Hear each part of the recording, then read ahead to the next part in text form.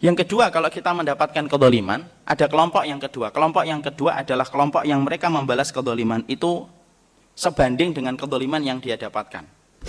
Bolehkah kita kemudian membalas orang yang mendolimi kita? Nah, ini pertanyaan ini harus diperjelas ini. Saya pernah nyampaikan satu kajian di satu tempat, banyak jamaahnya berkata, mosok kita kalau didolimin balas? Lo boleh. Wa jaza'u sayyi'atin sayyi'atum mislaha. Sesungguhnya balasan atas setiap keburukan itu keburukan yang semisalnya. Makanya diperbolehkan bagi kita kalau kita didolimi, potong tangannya juga, potong kupingnya juga. Itu sebanding itu. Dan boleh bagi seseorang ketika didolimi itu kemudian dia membalas kedoliman itu. Dan itu diperbolehkan oleh syariat, Pak. Mari kita lihat pada sirah ya. Sirah ini sudah sering saya sampaikan. Tentunya kita pernah menjumpai kisahnya Sa'ad bin Abi Waqqas. Salah satu orang yang sangat mustajab di dalam doanya dan tidak pernah ditolak oleh Allah di dalam doanya. Selamat datang di channel Langkah Iman Istiqomah. Jangan lupa like, komen, dan subscribe. Dan semoga kita semua mendapatkan ilmu yang bermanfaat. Amin. Bapak dan Ibu yang semoga Allah rahmati dan Allah berkahi. Mungkin bagi yang masih suka melihat media ataupun informasi yang ada di media, kita masih ingat tidak ada seorang anak yang bernama Arya. Arya ini didaulat menjadi anak yang paling gemuk di seluruh dunia. Dia beratnya kalau tidak salah sampai 192, Masya Allah. Tinggal 8 kilo sudah 200 kilo, Masya Allah. Dan dia tidak bisa melakukan banyak aktivitas. Ibarat kata, orang ataupun bocah semacam Arya ini kalau ditimbang, maka sesungguhnya mungkin timbangannya akan muter terus. Karena sulitnya untuk menentukan posisi pada berat mana dia ada. Makanya timbangan untuk Arya ini timbangannya khusus, Pak. Tidak bisa timbangan yang kita ambil dan kita beli di apotik. Nah, itu pasti rusak. Ya, karena kemudian dia pasti muter-muter gitu. Dan timbangan itu kalau bisa curhat dia akan berkata, tidak salah ini, ditimbangkan ke saya. Karena sesungguhnya beliau diberikan berat badan yang luar biasa. Tentunya kita sempat melihat Arya sekarang turun 82 kilo dan sudah mulai beraktivitas. Kalau beliau seorang muslim, moga-moga akan menjadi seorang yang solih dan bermanfaat bagi agama dan orang tuanya. Kenapa sih kita ngomongin Arya, Ustadz? Sebenarnya tidak ada kaitannya, ada sedikit saja kiasnya. Bahwasanya ketika tadi bicara ada timbangan, yang mana kalau timbangan normal itu tidak bisa nimbang Arya, maka tahukah kita bahwasanya timbangan itu termasuk salah satu perkara ketika kita beriman ke hari akhir. Salah satu di antara iman kita kepada hari akhir itu bukan hanya kita beriman sirat, yaitu adalah jembatan yang akan menghubungkan kita antara surga dengan neraka. Bukan hanya menghadapi urusan hisab ketika masing-masing kita akan dihitung oleh Allah setiap amal perbuatannya, tapi termasuk keimanan kita kepada hari akhir. Kita meyakini bahwasanya hari akhir itu menyediakan untuk kita mizan. Mizan itu timbangan di mana setiap manusia itu akan ditimbang oleh Allah dari setiap perbuatan yang pernah dia lakukan dan dia kerjakan. Kalau antum membuka di dalam akidah Tohawiyah, di situ disampaikan yang ditimbang nanti apa. Para ulama berbeda pendapat dari kalangan salaful ummah. Ada yang mengatakan yang ditimbang orangnya, lalu kemudian nanti kalau dia baik maka kebaikannya nanti yang akan menuju yang lebih berat. Makanya Rasulullah sampai beliau bersabda, ada loh di antara manusia beratnya itu seberat gajah, mungkin kayak Arya, tetapi ketika ditimbang ternyata amal kebaikannya tidak lebih berat daripada seekor nyamuk. Makanya kemudian sebagian ulama ada yang mengatakan yang ditimbang itu orangnya. Ada yang mengatakan bahwasanya yang ditimbang itu amal kebaikannya dan kemudian amal keburukannya. Amal kebaikannya yang dilaporkan oleh malaikat raqib dikumpulkan oleh Allah, diletakkan pada mizan hasanatnya, mizan kebaikannya. Amal keburukannya yang dicatat oleh malaikat atid selama hidupnya ditimbang lalu kemudian diletakkan pada mizan sayyi'ahnya dia, yaitu mizan keburukan dia.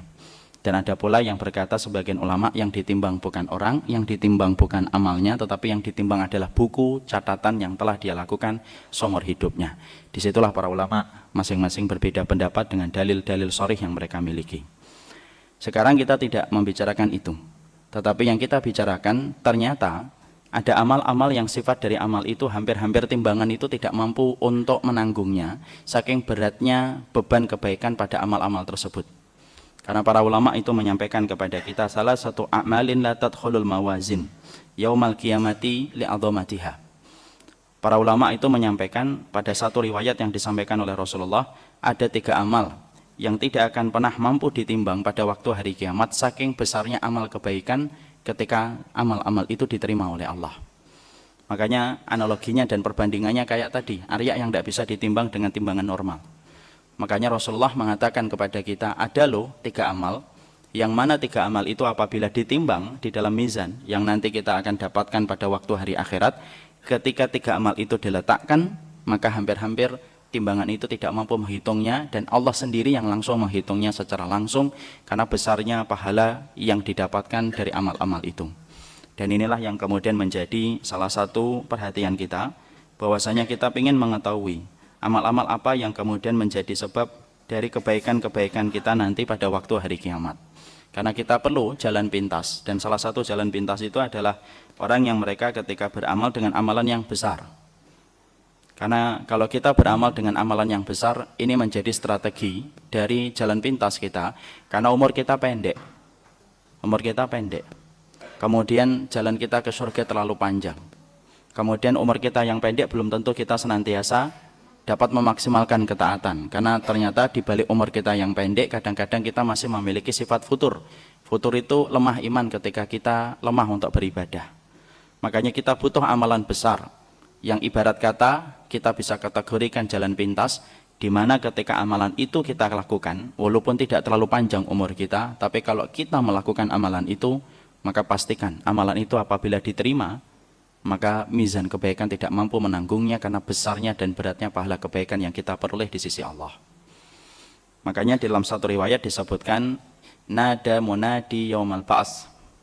Nanti pada waktu hari kiamat itu terdengar satu suara. Ya.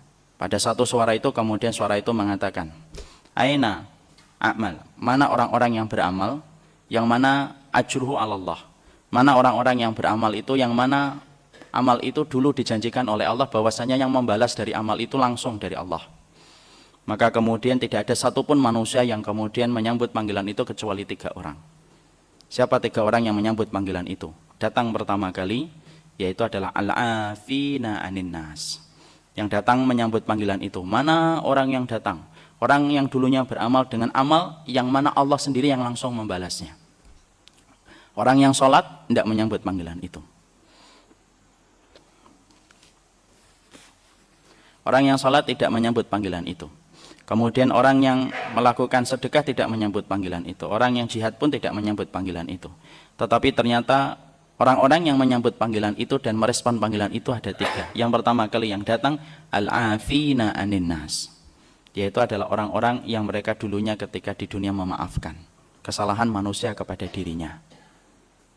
Kemudian yang kedua yang datang yaitu adalah as-sabirin, orang-orang yang dulunya mereka bersabar. Dan kemudian yang ketiga yang datang yaitu adalah dikatakan bahwasanya yang ketiga adalah wasaimin, dan orang yang berpuasa. Disitulah kita menjumpai, kita kemudian melihat inilah 3 amal yang termasuk pada kategori amal yang apabila ditimbang dalam mizan kebaikan tidak akan pernah mampu mizan kebaikan untuk menanggungnya saking beratnya. Wallahi akhi, demi Allah, saya dan antum punya hajat yang besar kepada amal ini. Kenapa? Karena umur kita pendek. Dan kalau kita hanya mengamalkan amalan-amalan yang biasa, kita khawatir mizan kebaikan kita ringan, tetapi keburukan kita sudah terlalu berat. Tapi kalau kita nanti berusaha, berikhtiar untuk mengupayakan 3 amal ini kita hadirkan dalam kehidupan kita yang singkat ini, kita berharap ada secercah harapan. Kalaupun kita termasuk salah satunya yang diterima dalam 3 perkara itu, maka kita bisa mengalahkan keburukan yang telah kita lakukan sering di waktu kita lemah iman dan di waktu nafsu menguasai diri kita. Mari kita bahas satu persatu 3 amal itu supaya kita mampu mengimani dengan ilmu dan paham bagaimana melaksanakan dan merealisasikan dalam kehidupan kita. Maka yang pertama yaitu adalah wal-afina anin nas. Yaitu adalah orang-orang yang mereka ketika dalam kehidupan dunianya itu adalah memaafkan kesalahan yang dilakukan manusia. Kita akan bacakan dulu dalilnya. Karena sesungguhnya omongan tanpa dalil yaitu dongeng yang tidak perlu didengar. Maka kemudian Allah menyampaikan dalilnya kepada kita di dalam surat Asy-Syura ayat yang ke-40. Allah menyampaikan faman afa wa aslaha fa ajruhu 'alallah. Dalam surat Asy-Syura ayat ke-40 Allah kemudian berfirman, faman afa wa aslaha, barang siapa yang mereka itu afa itu memaafkan. wa aslaha dan berbuat baik, fa ajruhu 'alallah, maka sesungguhnya pahalanya itu nanti langsung Allah yang memberikan.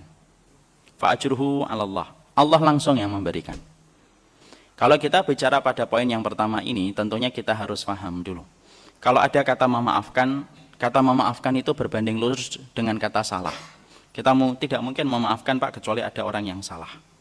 Kalau kita sudah bicara tentang orang salah, kita juga harus paham bahwasanya manusia, kalau boleh kita klasifikasikan manusia itu secara sederhana terbagi menjadi dua.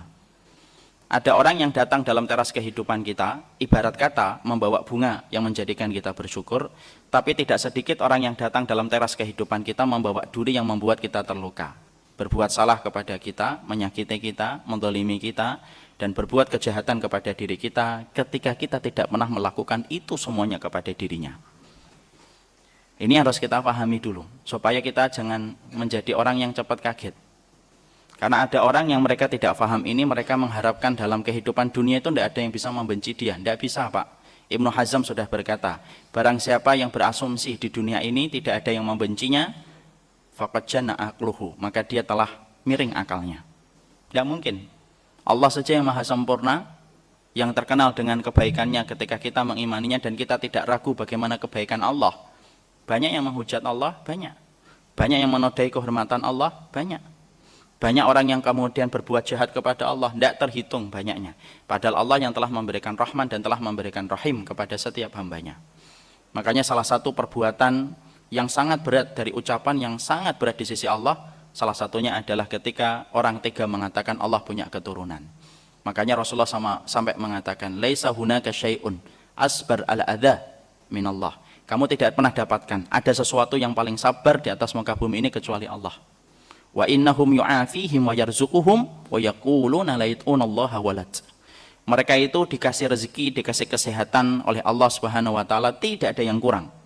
Tapi mereka membalas semua kebaikan Allah dengan mengatakan Allah itu punya anak. Padahal mengatakan Allah itu punya anak itu kalau dibebankan kepada langit, pada surat Maryam pecah itu langit, saking beratnya beban dari perkataan itu di sisi Allah. Makanya kalau Allah saja yang sempurna, Nabi Muhammad yang sempurna, itu pun tidak lepas dari hujatan, maka sesungguhnya kita faham. Kita pun sebagai orang yang beriman, kita faham. Orang yang datang dalam teras kehidupan kita ini Pak, tidak semuanya membawa bunga dan es kelapa muda yang membuat kita seger dalam kehidupan. Tidak usah dibayangin. Puasa sudah tua masih bayangin minum di siang hari. Itu sudah lewat Pak, masa-masa SD itu.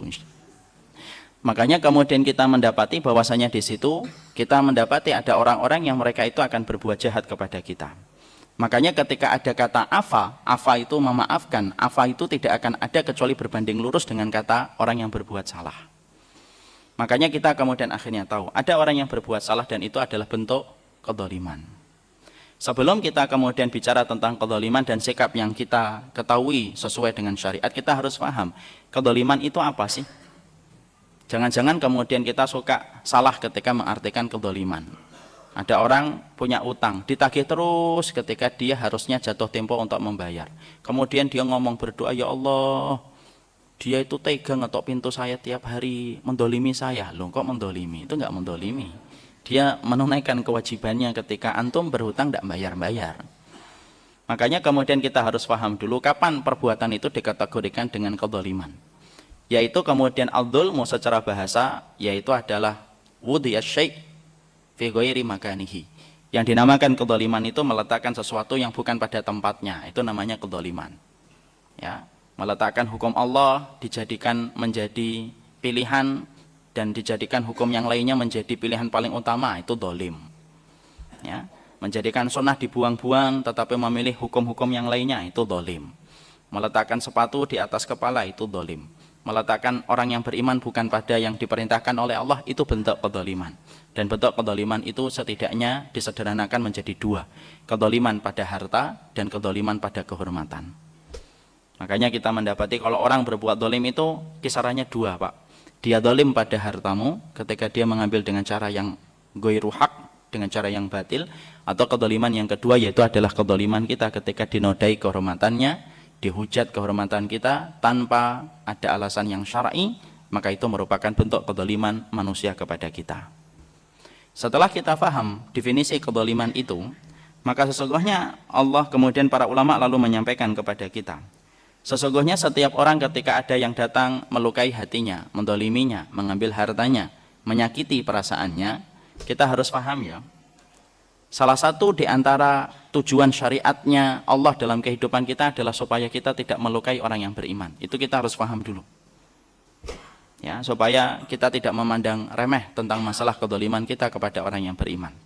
Para ulama kemudian menyampaikan salah satu tujuan syariat ditetapkan dalam kehidupan kita adalah supaya saya dan antum tidak mudah untuk mendolimi orang lain.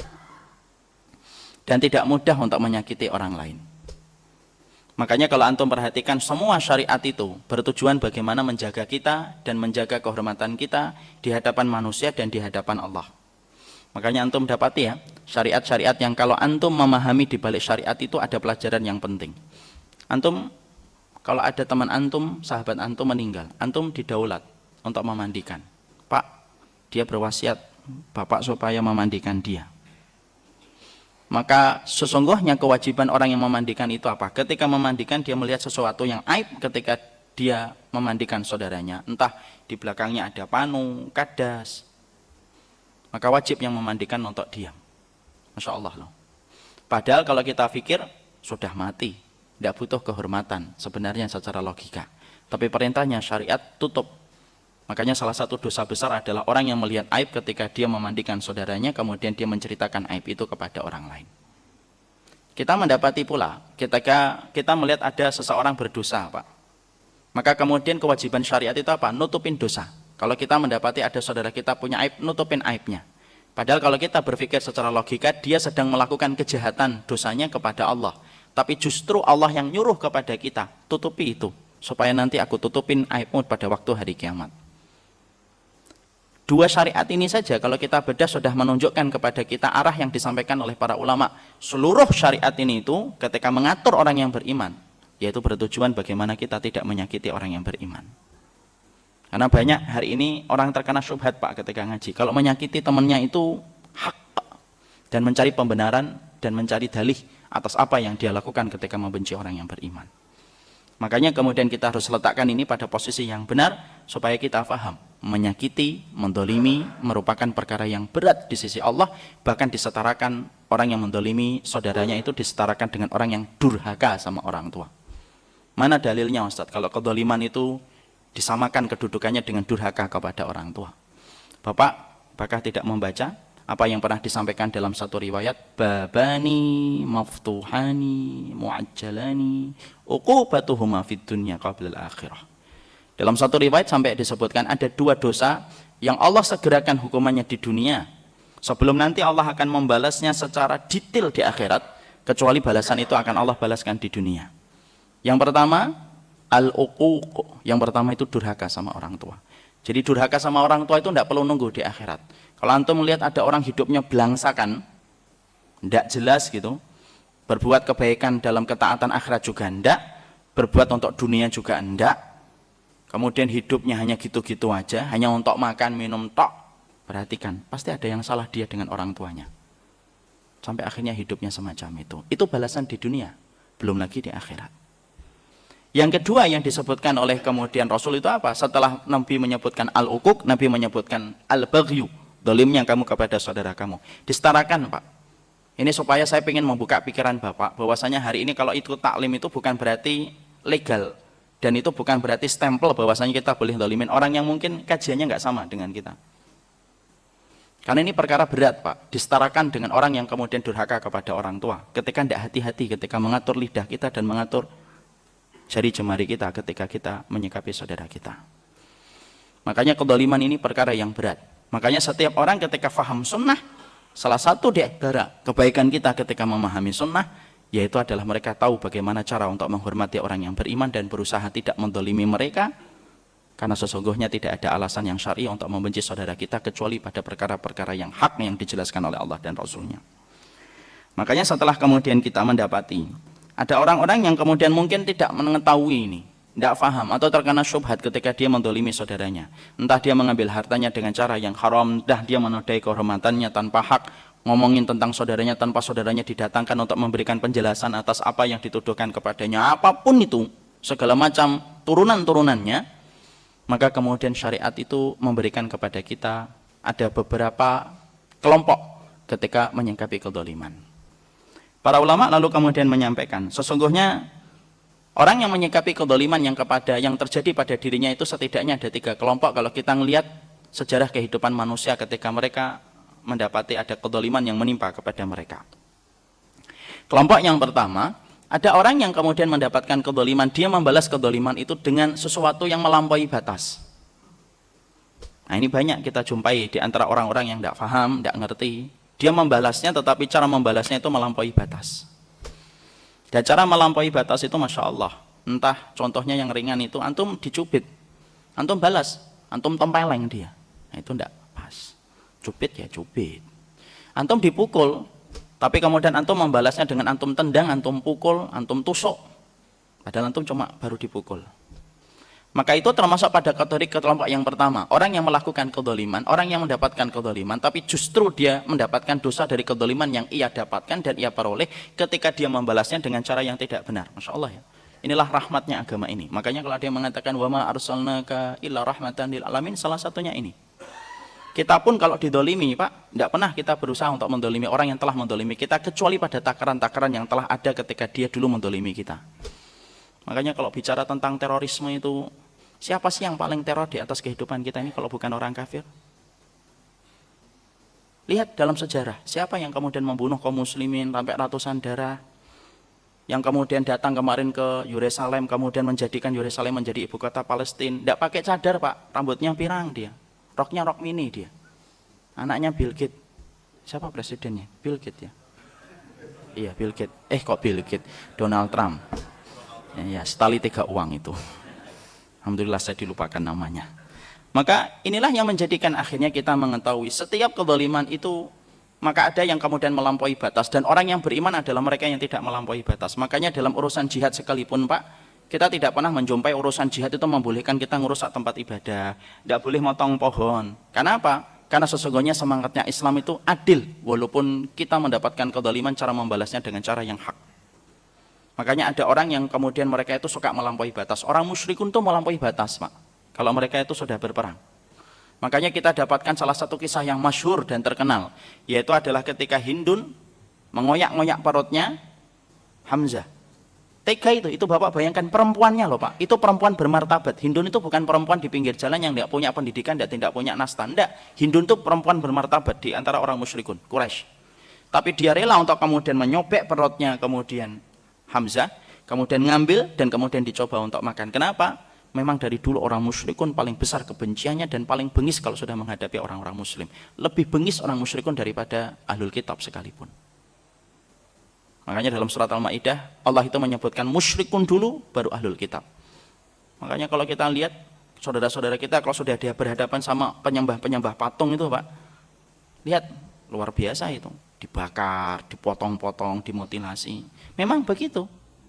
Makanya kita lihat ketika ada seorang sahabat yang bernama Asim bin Sabit radhiyallahu anhu meninggal dunia. Ternyata dibuat itu kemudian pengumumannya di kota Mekah itu. Siapa yang bisa membunuh Asim bin Sabit, aku kasih ratusan dinar. Orang berlomba-lomba untuk membunuh Asim bin Sabit. Salah satu sahabat besar, Pak. Sahabat yang pernah berkata di dalam doanya, ya Allah kalau engkau takdirkan aku mati, jangan biarkan orang musyrik untuk menjamah kulitku ketika aku telah meninggal dunia. Dan itu diijabah oleh Allah, Pak. Tapi perhatikan wanita ini ketika membuat pengumuman. Wanita ini ketika membuat pengumuman dia berkata, siapapun yang bisa membunuh Asim bin Sabit, penggal kepalanya, bawa kepalanya kepada saya tukar dengan ratusan dinar. Kenapa? Karena dia pengen minum tuak, pengen minum khamr di tengkoraknya Asim bin Sabit. Itu perempuannya, Pak. Orang musyrikun pada zaman Rasulullah itu kalau menang, contohnya hampir menang di perang Uhud, hampir menang loh, walaupun kondisinya seimbang. Itu rata-rata sahabat itu Masya Allah itu. Ketika mereka meninggal syuhada Uhud yang sering kita lihat kalau kita perjalanan umrah itu, rata-rata mereka dalam kondisi mengenaskan fisik mereka. Walaupun kita yakin mereka tidak mati tapi hidup di sisi Allah dikasih rezeki. Syuhada Uhud. Syuhada Badr yang paling tinggi, syuhada Uhud yang kemudian mengikuti setelahnya. Sampai kita dapati kayak Abdullah bin Haram sampai rusak wajahnya, kupingnya hilang, Pak. Bapaknya Jabir bin Abdullah. Dan itu turun menurun sampai sekarang terwariskan itu. Bagaimana bencinya orang musyrikin kepada kaum muslimin. Makanya apa yang menimpa kepada saudara kita di Rohingya itu kok sampai dibakar, sampai rela mereka kemudian dipotong-potong, anak kecil sampai kemudian disiksa di tengah sawah, itu semuanya nyata dan itu bukan rekayasa ataupun cerita fiktif. Makanya disitulah kita mendapati ada yang pertama melampaui batas ketika membalas kezaliman itu. Dan ini bukan pilihan orang yang beriman mengikuti Rasulullah SAW. Yang kedua, kalau kita mendapatkan kezaliman, ada kelompok yang kedua. Kelompok yang kedua adalah kelompok yang mereka membalas kezaliman itu sebanding dengan kezaliman yang dia dapatkan. Bolehkah kita kemudian membalas orang yang menzalimi kita? Nah, ini pertanyaan ini harus diperjelas ini. Saya pernah menyampaikan satu kajian di satu tempat, banyak jamaahnya berkata, mosok kita kalau didolimin balas? Loh, boleh. Wa jaza'u sayyi'atin sayyi'atum mislaha. Sesungguhnya balasan atas setiap keburukan itu keburukan yang semisalnya. Makanya diperbolehkan bagi kita kalau kita didolimi, potong tangannya juga, potong kupingnya juga. Itu sebanding itu. Dan boleh bagi seseorang ketika didolimi itu kemudian dia membalas kedoliman itu. Dan itu diperbolehkan oleh syariat, Pak. Mari kita lihat pada sirah ya. Sirah ini sudah sering saya sampaikan. Tentunya kita pernah menjumpai kisahnya Sa'ad bin Abi Waqqas. Salah satu orang yang sangat mustajab di dalam doanya dan tidak pernah ditolak oleh Allah di dalam doanya. Orang yang bisa dikatakan kalau dia mengangkat tangan sebelum tangannya jatuh, sudah dikabulkan oleh Allah. Sa'ad bin Abi Waqqas. Karena bersihnya Sa'ad bin Abi Waqqas kalau sudah makan, tidak pernah memasukkan apapun kecuali memastikan apa yang dia makan itu bersih dari yang haram dan syubhat. Allah jadikan lambungnya yang bersih dari yang haram itu, pintu langit gak pernah nutupin doanya Sa'ad bin Abi Waqqas dengan ibarat kata-kata yang indah itu kayak gitu. Sa'ad bin Abi Waqqas, orang yang menjadi pamannya Nabi, termasuk 10 sahabat yang dijamin surga, Pak, itu pun mendapatkan fitnah, Pak. Coba, makanya kalau Bapak difitnah, ya wajar, Pak. Dia difitnah, padahal beliau itu penduduk surga. Dan fitnahnya yang mengarah kepada beliau apa? Dikatakan bahwasanya Sa'ad bin Abi Waqqas itu tidak becus, orangnya ria, tidak pintar ketika membagikan ghanimah, coba. Padahal kemudian yang melawan Persia itu dia, salah satunya. Salah satu komandan besar dan salah satu pamannya Rasulullah dan orang yang melemparkan panah pertama kali di dalam perang fisabilillah itu Sa'ad bin Abi Waqqas. Difitnah dia, ria, tidak benar kalau ngurusin ghanimah. Ngomong itu, namanya Qatadah yang kemudian memfitnahnya. Kalau tidak salah namanya. Maka kemudian Sa'ad bin Abi Waqqas ketika mendapatkan itu, Sa'ad bin Abi Waqqas memilih yang kedua. Maka dia membalasnya, tetapi membalasnya dengan tidak memfitnahnya. Tetapi yang dilakukan oleh Sa'ad bin Abi Waqqas adalah bagaimana Sa'ad bin Abi Waqqas itu kemudian mengangkat tangan, kemudian dia berdoa. Doanya itu apa? Doanya adalah, ya Allah, ketika orang itu memfitnah saya dengan berita yang tidak benar dan hanya untuk mencari kedudukan di antara mata manusia, timpakan dia dengan 3 perkara, ya Allah. 1, miskinkan terus. 2, jadikan dia kemudian fakir terus. Dan yang ketiga, jadikan bagaimana sebelum mati dia mendapatkan fitnah yang menghinakan dirinya sebelum dia mati menutup mata. Cash, Allah bayar, Pak. Dibayar 3-tiganya sama Allah langsung. Dikabulkan sama Allah. Orang yang memfitnah kemudian Sa'ad bin Abi Waqqas itu umurnya panjang sampai 100 tahun. Tua sampai kemudian alisnya aja beruban. Kumisnya beruban, semuanya beruban gitu. Miskin, tidak punya rumah, Pak. Tidurnya di depan pasar. Dan kalau kemudian ada orang wanita di depan pasar itu digodain dengan tangannya sampai dikatakan, kenapa kamu melakukan semacam itu? Karena doanya Sa'ad bin Abi Waqqas. Makanya kita juga pernah lihat dalam satu riwayat disebutkan Hasan bin Sabit, salah satu penyairnya Rasulullah itu pernah khilaf dia, pernah ikut memfitnah ibunda Aisyah radhiyallahu anha. Pernah memfitnah ibunda Aisyah radhiyallahu anha. Karena kemudian di antara termasuk orang yang pernah menjadi korbannya orang munafik sampai tega untuk memfitnah ibunda Aisyah berzina itu ada Mistah bin Usasah, ada Hasan bin Sabit. Maka Hasan bin Sabit, Pak, kemudian ketika di masa tuanya buta dia. Ketika dilaporkan dan dikabarkan kepada ibunda Aisyah, Aisyah mengatakan, mungkin itu membalas kezaliman ketika dulu dia pernah menuduhku berzina. Dan semoga kebutaan yang dia rasakan sebelum meninggal dunia, itu akan memperingan nanti di hadapan Allah. Dolim itu berat, Pak.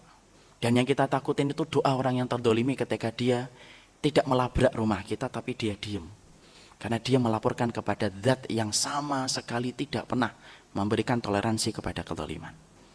Allah itu tidak pernah mentoleransi kezaliman, Pak. Makanya Allah kemudian mengatakan, ini haramtud dzulma wa ja'altuhu muharraman bainakum. Ini aku ini haramkan kedzaliman kepada diriku ketika ngatur makhlukku, aku enggak pernah zalim. Wa ja'altuhu muharraman bainakum, dan aku jadikan kedzaliman itu haram selama-lamanya untuk di antara kalian. Coba, Pak. Makanya kita khawatirkan itu apa? Kalau kita ini lemah, Pak, nggak usah dolimin orang gitu loh. Kalau kita saja nggak mampu ngatur bagaimana kehidupan kita di masa mendatang. Kalau rumahmu kaca, jangan melemparkan rumah orang lain dengan batu.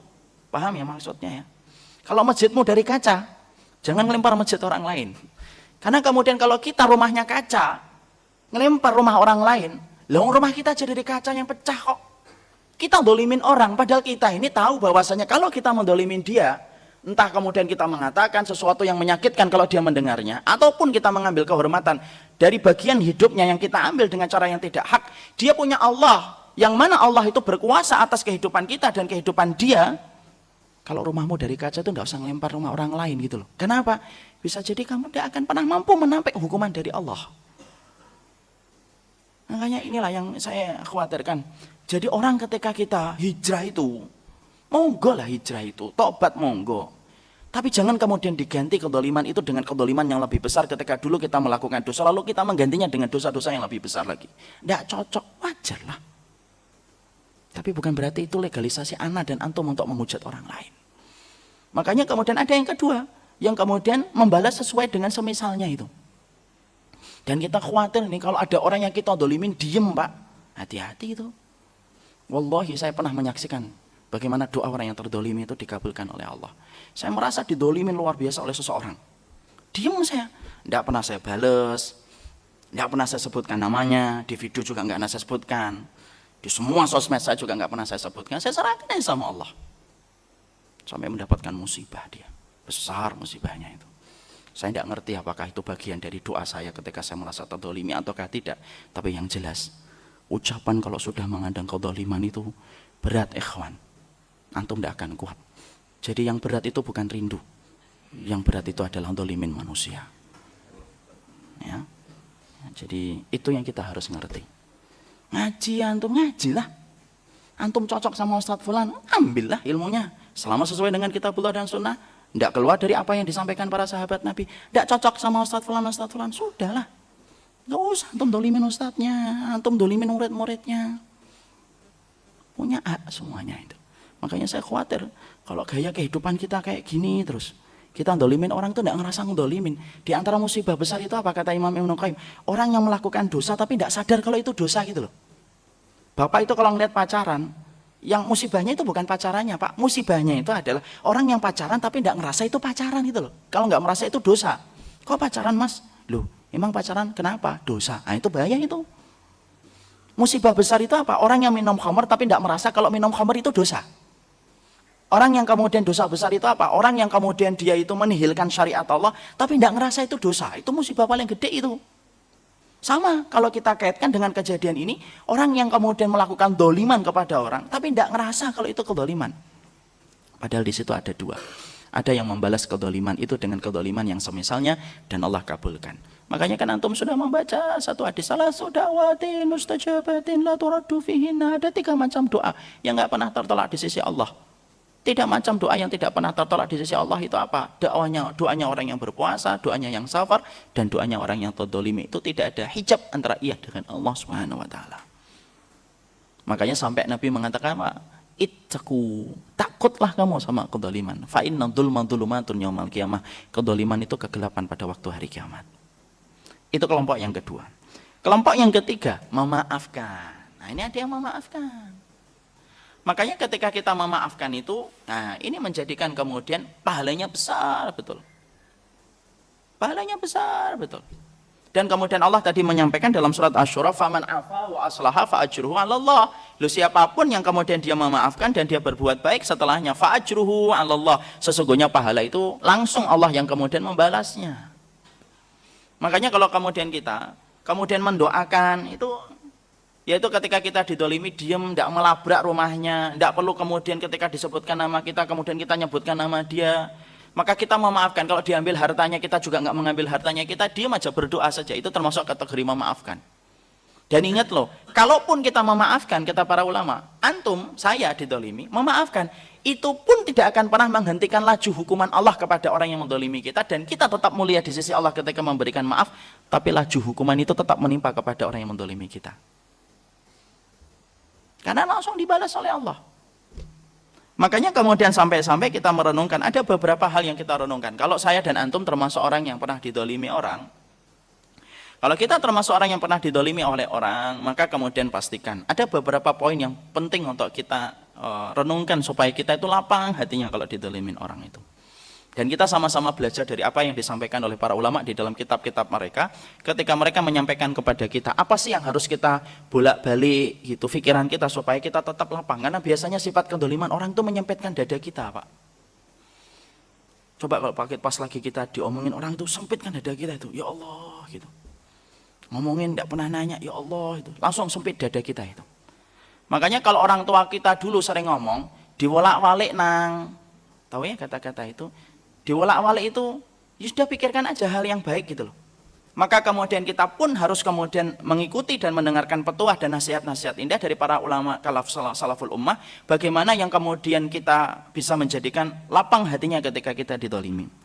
Maka kemudian setidaknya ada beberapa poin yang menjadikan kita tenang. Satu, apapun kedoliman yang kita dapatkan sudah ditakdirkan oleh Allah 50.000 tahun sebelum Allah menciptakan langit dan bumi. Tenang kita. Nah sudahlah. 50.000 tahun sudah diciptakan itu. 50.000 tahun sebelum Allah menciptakan langit dan bumi, Allah sudah menetapkan apapun yang terjadi dalam kehidupan kita. Tidak ada yang kemudian meleset dari apa yang sudah ditakdirkan oleh Allah. Wa ma tasqutu min waraqatin illa ya'lamuha. Sampai daun yang jatuh aja Allah tahu kok, apalagi kedzaliman yang menimpa kepada kita. Tenang kita. Setidaknya kita membolak-balik pikiran kita. Dibolak-balik pikirannya itu salah satunya ya dipikirkan sisi-sisi yang bisa menjadikan kita tenang. Itu yang pertama. Yang kedua, yang bisa kemudian kita lakukan untuk melahirkan kebaikan kepada kita adalah orang itu mendolimi kita bisa jadi karena dosa-dosa kita juga kepada Allah. Dan Allah kirimkan orang-orang itu untuk menghukum kita supaya digugurkan dosa-dosa kita. Enak. Jadi jangan mentang-mentang didolimi kemudian merasa benar terus di hadapan Allah juga tidak boleh. Oh mungkin ini gara-gara saya kurang ini, mungkin saya kurang itu, ada orang yang mendolimi saya. Walaupun itu tidak menghalalkan kedoliman orang kepada kita loh ya. Ini jangan sampai kita berpikirnya kayak pencopet ya. Pencopet itu kalau ngambil barangnya orang, kalau kemudian misalkan handphone yang diambil, dia akan ngomong, saya ambil ini karena dia jarang sedekah. Nah, itu. Dia menjadi petugasnya, seakan-akan petugasnya Allah untuk ngingetin. Ya, tidak boleh juga. Saya pernah Pak, bawa handphone 2 dari Pekalongan naik bis ke Jakarta. Handphone yang satu Nokia yang gede tebal segini loh Pak. Ya, yang dulu Nokia pertama itu. Yang kalau untuk ngelempar anjingnya insya Allah terkaing-kaing dia. Ada kemudian Sony yang kecil itu, yang diambil yang bagus, yang jelek ditinggal.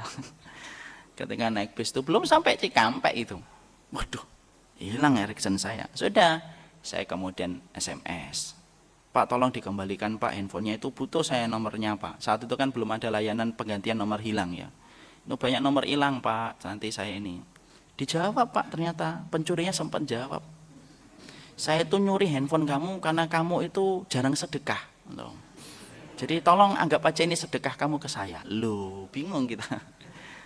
Tapi ternyata ya memang begitu, harusnya kita mikir, oh mungkin saya jarang sedekah gitu. Walaupun itu tidak menghalalkan antum untuk mendolimi orang loh ya. Jangan habis dari sini malah tidak paham. Dari awal tadi sampai tidak ada yang paham. Yang paham ini, oh saya mendolimi dia itu karena dia pantas didolimi. Ya, tidak juga. Makanya kemudian yang kedua itu menjadi sarana kita untuk mengingatkan diri kita sendiri bahwasanya jangan-jangan kita ini punya dosa. Bukan jangan-jangan, kita pasti punya dosa kepada Allah. Allah kirimkan orang yang mendolimi kita, ibarat kata, ini kalau gelas Pak, gelas itu dikocok-kocok gitu loh Pak. Supaya kemudian yang nempel-nempel pada gelas itu rontok gitu. Makanya kemudian Allah kirimkan 1, 2, 3, 4, 5, 6, 7, 8 orang yang mendolimi kita. Karena itu cara Allah untuk menggugurkan dosa-dosa kita dan kemaksiatan kita yang pasti kita lakukan di masa lampau atau di masa kemarin. Allah rontokkan gitu. Makanya kemudian kalau orang terdolimi itu, ini peringatan buat saya semuanya. Kalau orang terdolimi itu tidak boleh merasa benar terus di hadapan Allah. Dia harus merasa bersalah. Oh jangan-jangan saya pernah gini, sudah. Akhirnya apa? Enak kita. mulai kemudian mencair dikit. Ibarat AC itu tadi 28 Celsiusnya, temperaturnya sudah mulai 23. Nanti kemudian 20 sudah mulai dingin, enak. Yang ketiga, kata para ulama, kalau kita didolimin orang, maka sesungguhnya kalau kita habis-habiskan, kemudian tidak memaafkan, kita habiskan terus untuk kemudian membicarakan orang yang mendolimi kita. Habis waktu kita dan akhirnya tidak bisa beraktivitas dengan yang jauh lebih baik. Dan kita khawatir kalau kita disibukkan untuk kemudian ngomongin orang yang membenci kita terus-menerus, akhirnya kita disibukkan dalam perkara yang tidak bermanfaat. Banyak hal yang kemudian jauh lebih bermanfaat. Ya. Ada seorang ustadz pernah berkata, antum ini kalau kemudian dalam dakwah, tiba-tiba ada orang yang kemudian membenci antum dalam dakwah. Yang membenci antum 10, tapi Allah mungkin siapkan orang 100 yang siap untuk menggantikan 10 orang yang membenci antum. Allah itu kalau nutup satu pintu, Allah bukakan pintu-pintu lain kebaikan yang begitu banyak. Kita lihat kejadian para nabi. Allah kirimkan azan untuk membenci Ibrahim, bapaknya sendiri padahal. Allah ganti istrinya, putranya jadi nabi. Allah kemudian kirimkan Abu Jahal dan Abu Lahab untuk membenci Rasulullah SAW sampai Abu Lahab itu, Pak, kerjaannya Abu Lahab itu ngikutin Nabi, Pak. Ngikutin Nabi, kalau Nabi masuk pasar, Nabi itu dakwahnya sampai masuk keluar pasar, Pak. Jadi kalau kita ngikutin Nabi ini dakwah sunnah, ayo masuk Remvo itu, kemudian kita dakwah itu, Rasul itu sampai masuk pasar. Loh, setiap Nabi masuk pasar dan keluar pasar, itu ada seseorang namanya Abu Jahal yang ngikutin dan mengatakan, ini keponakanku pembohong dan dusta. Coba, Pak. Pamannya sendiri yang kemudian mendustakan itu. Tapi ketika Allah kirimkan kemudian Abu Jahal dan Abu Lahab untuk menguji dakwahnya Nabi, Allah kirimkan Khadijah, Pak. Allah kirimkan Abu Thalib, Allah kirimkan Abu Bakar, Allah kirimkan Umar yang kemudian mendapatkan hidayah. Di situ kita paham, Allah itu kalau nutup satu pintu, Allah bukakan pintu-pintu yang lainnya. Sabar nunggu pintu yang lainnya terbuka. Kita dakwah, Pak, tiba-tiba ada 1, 2, 3, 4 yang dulunya ngaji terus tiba-tiba membenci kita. Alah, lumrah. Allah ganti dengan yang lain. Antum ngaji tiba-tiba ada yang kemudian orang-orang yang dulunya akrab sama antum tiba-tiba tidak mau akrab sama antum. Tidak apa-apa. Berarti Allah sedang mempersiapkan orang yang jauh lebih baik daripada mereka yang pergi, yang lebih tulus kepada antum daripada mereka yang membenci antum.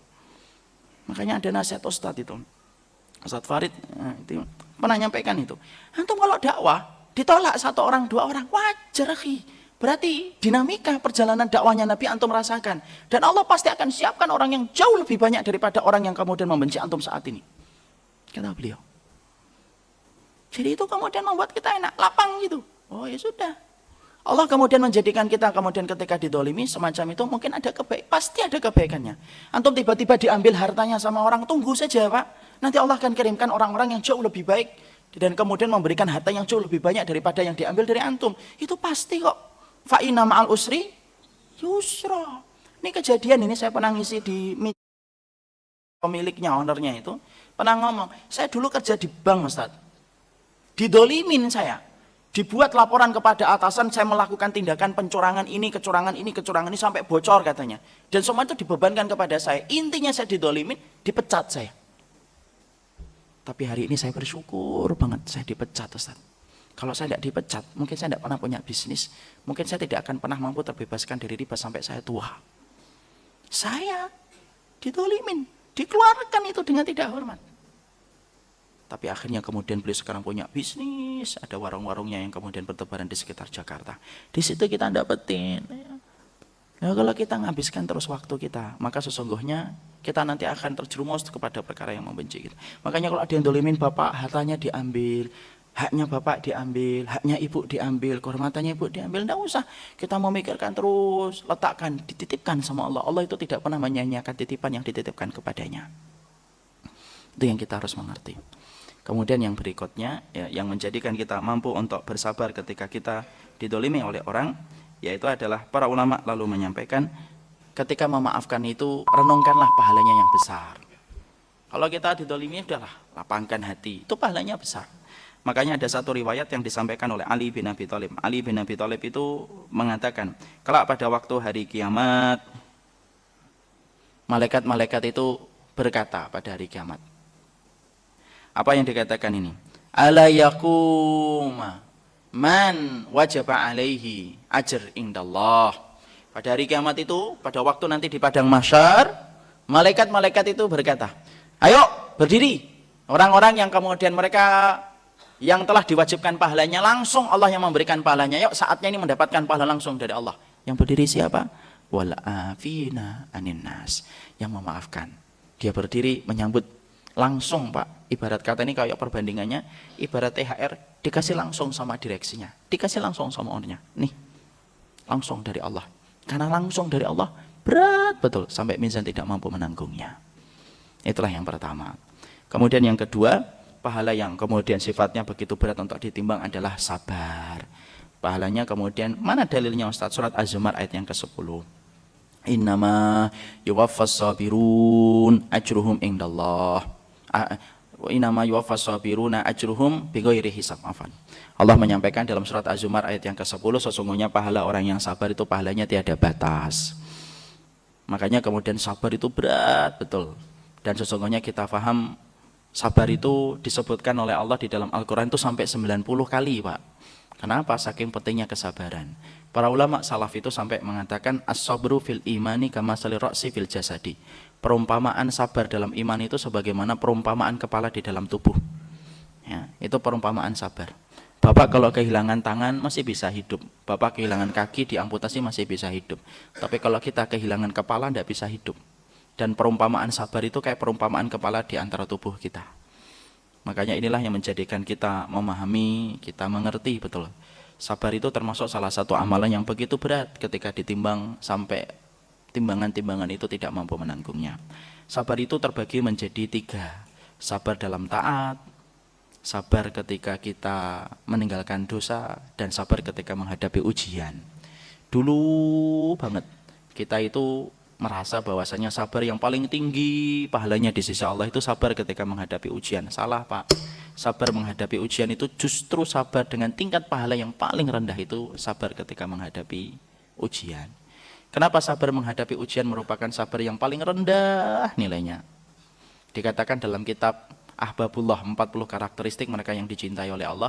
Karena sabar menghadapi ujian itu tidak ada pilihan yang lain kecuali 2. Ya kalau tidak sabar keadaan tidak berubah, kalau sabar dapat pahala. Karena pilihannya opsinya cuma 2. Makanya paling rendah pahalanya di sisi Allah dibandingkan sabar-sabar yang lainnya. Antum ditinggalkan anaknya, mau gimana? Antum mau nangis-nangis, meraung-raung, musor-musor di atas tanah gitu, mau nyebur ke selokan, tetap anak antum tidak akan balik.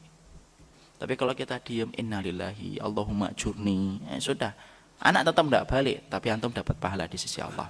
Sabar dalam ketaatan ini, sabarnya itu paling besar, Pak. Apa sabar dalam ketaatan itu? Abdul Badawi Al-Khalafi, salah satu di antara muridnya Syekh bin Baz, dalam kitabnya Ahbabullah itu menyampaikan, sabar dalam taat itu banyak ragamnya. Ada perkara-perkara sabar dalam taat yang menduduki perkara-perkara tinggi. Sabar ketika nyari ilmu, itu yang pertama. Makanya Nabi Musa aja tidak sabar kan? Nabi Musa tidak sabar ketika kapan, Pak? Ketika bersama Khidir, malam tuhid bihi sabro. Kamu tidak sabar Musa. Loh, Nabi Musa aja dia nggak sabar. Padahal Nabi Musa itu pengembala kambing ketika sebelum jadi nabi. Kenapa sih para nabi itu mengembala kambing, Ustaz, sebelum jadi nabi? Supaya sabar.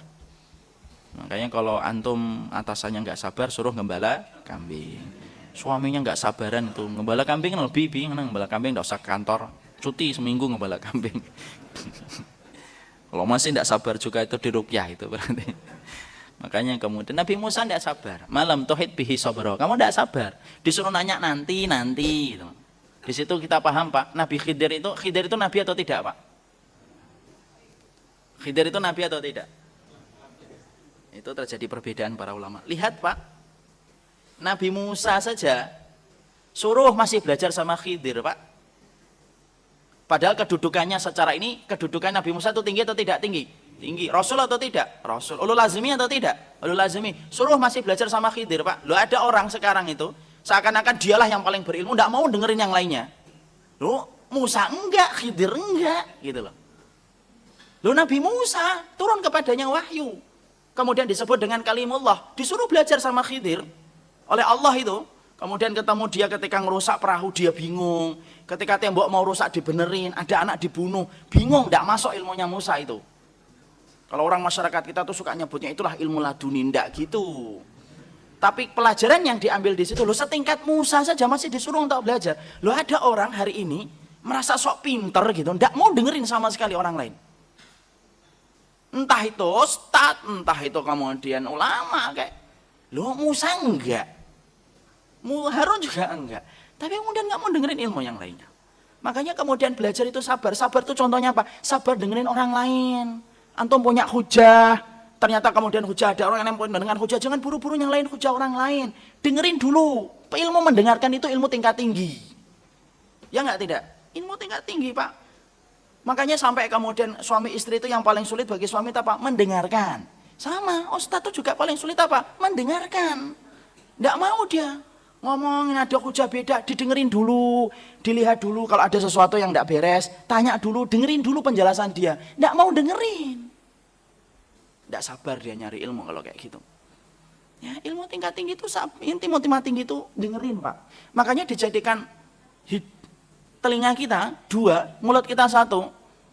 Kenapa? Ya mungkin sudah pada tahu. Supaya kita banyak dengar daripada banyak ngomong. Karena mendengar itu bagian dari ilmu. Makanya saya heran kalau ada orang gitu ya, baru ngaji sudah sok pinter gitu. Masya Allah itu. Musa enggak, ya kan? Bahasa Arab juga enggak ngerti gitu. Nulis antara sak dengan jim juga ketuker gitu. Tapi Masya Allah kadang-kadang itu. Sabar. Makanya kemudian disitulah kita menjumpai bahwasanya kesabaran, salah satu tingkat kesabaran yang tinggi itu kesabaran ketika menuntut ilmu. Salah satunya mendengarkan. Sama suami istri itu yang paling sulit apa, Pak? Ilmu tingkat tinggi itu mendengarkan. Kata salah satu ustadz yang pernah saya dengarkan di videonya. Ilmu tingkat tinggi yang paling sulit dalam rumah tangga itu mendengerin. Karena kemudian wanita itu diciptakan oleh Allah. Omongannya banyak atau dikit, Pak? Nah, yang jawab depan doang, yang di belakang satu tidak jawab. Banyak. Makanya dia butuh ngomong. Makanya Rasulullah itu menyediakan waktu untuk dengerin istrinya kapan? Habis isya, Pak. Malam menjelang tidur. Jadi sebelum orang berat ngomong pilotok, pembicaraan di atas bantal, sunnah sudah ada, Pak. Rasulullah dengerin, diceritain Aisyah panjang. Makanya kalau kita dengerin istri itu, dengerin itu. Sudah diceritakan ini 6 kali, itu udah enggak apa-apa. Seakan-akan kita baru dengerin, Masya Allah ya dek, kayak gitu ya Mi, ya, Masya Allah ya bu, kayak gitu ya bu, Masya Allah. Setelah itu bapak buka Pak notnya, 7 kali hari ini dia sudah menceritakan. Itu mendengarkan. Sama dengan nyari ilmu pun ada ilmu tingkat tinggi untuk mendengarkan. Makanya kemudian contohnya dari Syekh Abdul Badawi Al-Khalafi dalam kitabnya Ahbabullah itu, beliau menyampaikan salah satu di antara tingkat sabar yang paling tinggi dalam ketaatan itu sabar mencari ilmu. Makanya dengerin, Ustadz kita merasa benar itu boleh nggak sih? Karena sekarang kan sering dibicarakan. Sabar apa? Merasa benar. Ingat, merasa benar itu 2. Ada orang yang merasa benar, dengan itu dia menyalahkan setiap pendapat yang berbeda dengan pendapatnya. Itu Pak, ngerusak Pak. Merasa benar tetapi dia nyalahkan setiap orang. Kita ini merasa benar boleh nggak? Wajib. Antum kalau nggak merasa benar bagaimana antum bisa beramal? Karena saya merasa benar, saya beramal. Cuma orang yang merasa benar itu ada 2 sikap. Ada orang yang merasa benar, dia merendahkan setiap pendapat yang berbeda dengan pendapat yang dia pilih. Salah. Ada yang kedua, merasa benar tetapi ketika dia merasa benar, dia tidak merendahkan pendapat-pendapat yang lainnya dan menghargai pendapat itu. Lah antum berada di posisi yang mana? Antum sih merasa benar. Loh kalau saya nggak merasa benar terus gimana saya bisa beramal? Tapi ketika saya merasa benar saya tidak merendahkan pendapat antum. Makanya saya memilih pendapatnya Imam Syafi'i. Imam Syafi'i itu ngomong, Masya Allah. Imam Syafi'i itu berkata indah betul. Qauli shawab yahtamilul khata. Qauluka khata yahtamilul shawab. Perkataanku itu benar tapi bisa jadi salah. Tapi perkataanmu itu menurutku salah. Tapi bisa jadi benar. Tuh Pak, salaf itu Imam Syafi'i. Ada yang pernah saya sampaikan perkataan Imam Syafi'i begini-begini, ada yang bantah langsung. Saya ngikutin ulama salaf, Ustaz, bukan ngikutin Imam Syafi'i. Loh, Imam Syafi'i itu memang bukan salaf apa? Imam Syafi'i itu kibarit tabi'ut tabi'in, min sigari tabi'ut tabi'in. Nah, disitulah kita paham. Bahwasanya kemudian kesabaran nyari ilmu. Kesabaran yang tinggi juga, yang kemudian pahalanya besar itu apa? Kesabaran menghadapi orang tua. Itu kata para ulama itu tingkat tinggi, Pak. Makanya maaf ya Pak, Bapak kalau punya orang tua, dulu Bapak berbuat baik sama orang tuanya ketika orang tuanya masih umur 50 tahun, beda. Kalau hari ini orang tua Bapak umurnya 80 tahun, maka kebaikan Bapak kepada bapaknya Bapak yang 80 tahun itu tidak sama dengan kebaikan Bapak dulu ketika Bapaknya masih 50 tahun. Kenapa? Semakin tua itu semakin besar pahalanya. Semakin orang tua kita sepuh, semakin besar itu kemudian gerbangnya surga yang tengah itu dibukakan oleh Allah, Pak. Dan orang tua itu kalau semakin sepuh, semakin sensitif atau tidak, Pak? Semakin sensitif. Kita ngomong gitu, maksudnya kita begini, diterimanya begitu. Kebutuhannya juga semakin banyak, Pak. Kadang-kadang kita ngobatin sini, yang sini tumbuh. Yang sini diobatin, yang sini. Asam uratnya sembuh, kemudian kataraknya sembuh, nanti kemudian ke gula. Yang punya katarak, yang kemudian asam urat semoga disembuhkan insya Allah. Ya, tapi kemudian terus kayak gitu. Makanya kesabaran kemudian untuk mendampingi orang tua. Makanya kemudian salah satu di antara kebaikan hidup itu yang mendampingi orang tua itu. Kalau Anda orang yang belangsakan hidupnya itu ya salah satunya ketika dia tidak menghormati orang tuanya. Itu pasti hidupnya itu karena dia tidak hormat kepada orang tuanya. Itu kesabaran tingkat tinggi. Dan sabar-sabar yang lainnya begitu banyak. Dan itu gak bisa saya sebutkan panjang lebar. Tidak ada teh ya, tidak ada yang. Sekarang yang ketiga. Kemudian tingkat amal yang tidak bisa ditimbang. Tingkat amal yang tidak bisa ditimbang yang ketiga itu apa? Pahala puasa. Makanya Allah kemudian menyampaikan dalam puasa itu wasaumu li wa ana azzi bihi. Puasa itu untukku dan akulah yang akan membalasnya langsung. Puasa itu untukku dan akulah yang akan menggantinya langsung. Bapak tahu gak? Kenapa Allah mengatakan puasa itu untukku dan akulah yang menggantikan langsung? Sebagian ahli syarah hadis itu menyampaikan begini. Bahwasanya puasa itu diserahkan kepada Allah langsung. Artinya gini, semua amalan Pak punya potensi nanti akan dijadikan menjadi komoditi menggantikan kedoliman kita. Semua amal. Salat, sedekah, haji, umroh. Ini berpotensi amal-amal ini tuh jadi komoditi untuk mengganti kedoliman kita. Bapak pernah dolimin orang, diganti dengan pahala sholat Bapak bertahun-tahun untuk menggantikan kedoliman itu. Bapak kemudian dolimin orang lagi, ganti dengan pahala umrohnya 3 kali. Bapak dolimin orang lagi, ganti dengan sedekahnya itu. Makanya kan sampai dikatakan, tahukah kalian siapa orang yang bangkrut? Nah, Bapak bahkan sudah tahu hadisnya itu. Ya. Tapi kata sebagian ulama ada yang mengatakan, pahala yang tidak pernah dijadikan komoditi untuk membantu, pahala yang tidak pernah dijadikan komoditi untuk membalas kedoliman itu puasa. Karena puasa terjaga di tempatnya yang sangat indah di sisi Allah, tidak pernah diotak-atik kalau diterima oleh Allah. Makanya Allah menyampaikan wasaumu li wa ana azzi bihi. Puasa itu untukku maka akulah yang menggantikan langsung. Makanya orang puasa itu kalau tidak dekat dengan Allah hubungannya itu Pak, maka betul-betul kemudian dia tidak mampu puasa. Dan banyak sekali celah yang bisa menjadikan kita batal puasa Pak. Puasa itu nggak kayak sholat kan kelihatan Pak. Zuhur antum di mana? Nggak kelihatan. Nah, kan bisa kelihatan Pak. Kalau puasa kan enggak Pak. Kita wudu pura-pura kumur-kumur 2 kali teguk. Nggak ada yang tahu. Makanya karena ada hamba yang tega untuk menahan tegukan itu ketika dia kumur-kumur, makanya Allah mencintai puasa. Jadi satu syariat yang sangat dicintai oleh Allah itu puasa. Kenapa? Disitulah manusia itu betul-betul dia menahan makan dan minum. Makanya sampai-sampai kita dapati yang aneh itu apa? Orang sholat tapi kemudian orang tidak sholat tapi puasa. Itu sebenarnya dia punya kecenderungan hidayah. Cuma ya masih di belakang, masih banyak dosanya, harus dibantu terus. Kalau orang sudah tidak puasa itu Pak, sudah betul-betul rusak hubungannya dia dengan Allah. Jadi kalau ada orang sampai tidak puasa itu, kemudian ngerokok gitu, minum pinggir jalan gitu, es kelapa, es teh manis berumbun gelasnya itu, tidak usah dibayangin. Maka kemudian kok sampai diminum tengah hari. Orang kalau sampai nggak puasa terang-terangan, maaf ya, kata para ulama itu paling ngerusak jiwanya. Karena apa? Karena ada orang yang tidak sholat tapi masih bisa puasa. Tapi kalau orang sudah rusak puasanya, biasanya pasti tidak sholat. Makanya kemudian pahala puasa itu pahalanya besar kalau diterima oleh Allah. Allah itu tidak butuh yang banyak Pak, amalan puasa itu. Allah itu butuh yang berkualitas. Makanya Bapak tahu berapa kali Rasulullah itu puasa. Rasulullah itu ditetapkan bagi beliau syariat puasa pada tahun 2 Hijriah. Bulan Sya'ban turun itu.